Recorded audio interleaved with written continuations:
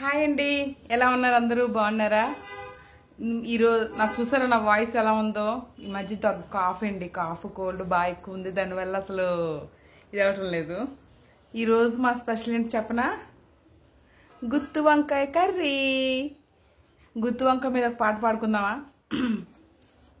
ఆహా ఏమి రుచి అనరామై మరచి రోజు తిన్నా మరే రుమోజే తీరనిది తాజా కూరలలో రాజా ఎవరండి ఇంకా చెప్పాలా వంకాయేనండి.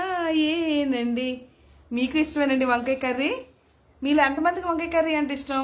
ఈరోజు గుత్తి వంకాయ కర్రీ చేశానండి, చాలా బాగుంది. టేస్ట్ చూసి చెప్తాను, మీరు తింటారా? ఇగోండి మీకు ముద్ద, నేను టేస్ట్ చేస్తాను. ఓకే, సూపర్ అండి.